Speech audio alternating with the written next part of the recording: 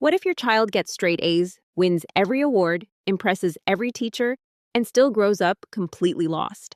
That is not a hypothetical. That is happening in homes right now. The real crisis is not raising a child who fails academically. The real crisis is raising a child who cannot think independently, cannot handle pressure, and cannot make wise decisions when no one is watching. Today, I am going to give you 10 daily habits that will change that. These habits do not just build smart kids. They build kids who can think deeply, choose wisely, and become genuinely capable human beings. Stay until habit number 7, because that one alone will completely shift how you parent. Habit 1. Ask why instead of just commanding. Most parents operate in instruction mode. Do this, stop that, come here. But that approach trains obedience, not thinking. Starting today, when your child does something, ask them why they made that choice. What did they think would happen? This simple shift activates deep reasoning in their developing brain. It builds cause and effect understanding and personal accountability. Thinking children are built through questions, not commands. Habit 2. Give them small daily decisions. Wisdom is not born in grand moments. It is constructed through thousands of tiny choices. Let your child pick their outfit within reason, organize their own study space, or figure out a simple problem before you step in.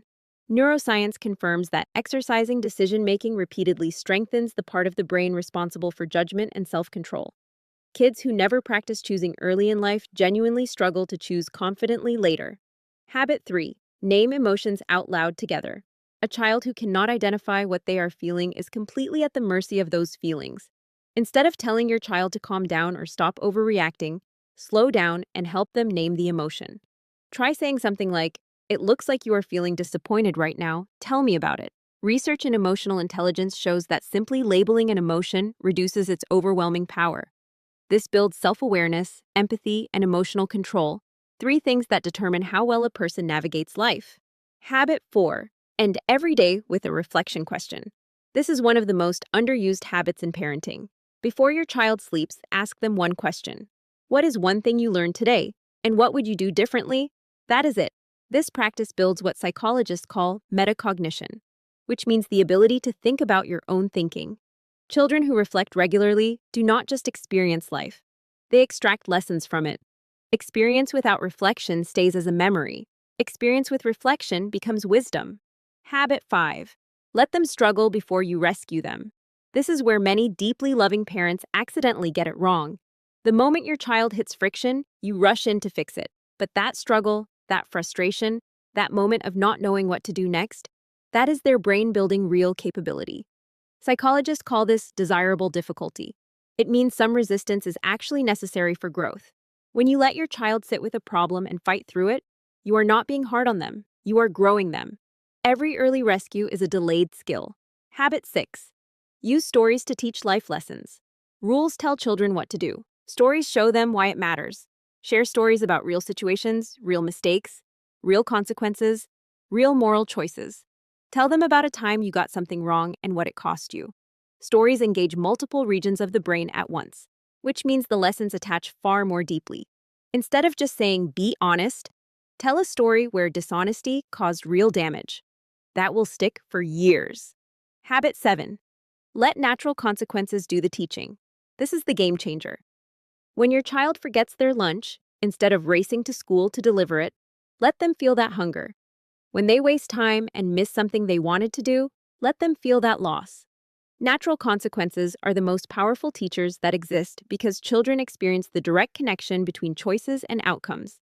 That connection is what wisdom is built on. Lectures fade. Real consequences shape character. Habit 8. Create daily quiet time. Today's children are drowning in stimulation. Screens, noise notifications, and constant entertainment are filling every moment. But deep thinking requires silence.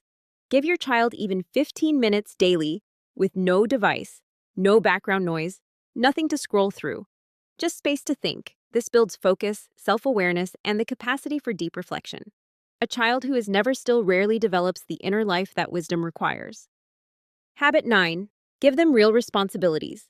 Wise children are not just achievers, they are contributors. Assign your child meaningful tasks around the home. Let them care for something or someone. Let them solve real problems that affect the family.